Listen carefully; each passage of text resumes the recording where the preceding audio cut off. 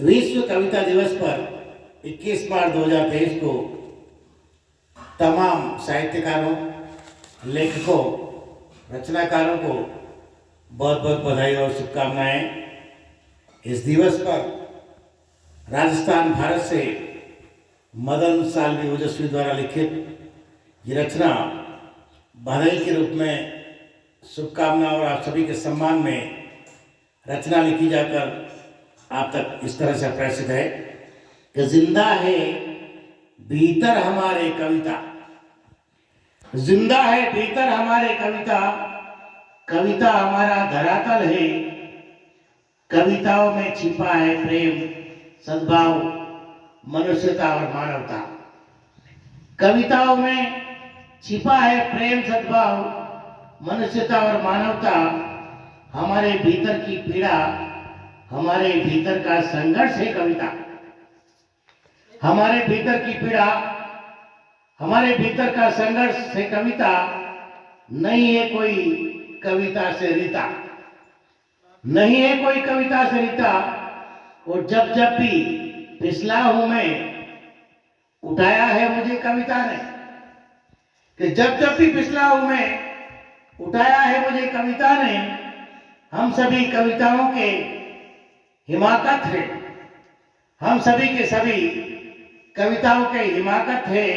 और सुनेगा कि मनोभावों को प्रकट करती है कविता, मन के विचारों और मन के भावों को प्रकट करती है कविता। प्रेम पीड़ा विरह की अभिव्यक्ति है कविता, प्रेम पीड़ा विरह की अभिव्यक्ति है कविता। और कविता में भाव है, कविता में भाव है, सौंदर्य है, करुणा है, मार्गदर्शन है और जीवन दर्शन है। और सुनेगा ये कविता आप मदन साल्वी ओजस्वी से विश्व कविता दिवस पर 21 मार्च 2023 को सुनने जा रहे हैं। और सुनेगा कि कविता का भाव व्यापक है, कविता कभी भी संकुचित दायरे में नहीं होती, लेकिन हमारा लेखन बिल्कुल पारदर्शी और निष्पक्ष हो, सार्वजनिक हो, ये आवश्यक है। कविता का भाव व्यापक है, जैसे परमात्मा सर्वव्यापक है। और देखिएगा कि निराशा में उत्साह का संचार है कविता, निराशा में उत्साह का संचार है कविता। नई नई उम्मीद भरा नया संसार है कविता। मानवीय भावों का उपवन है कविता।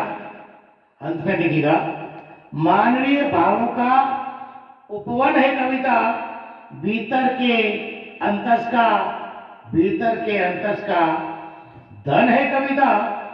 कविता से ही ये जीवन चमन है, कविता से ही ये जीवन चमन है।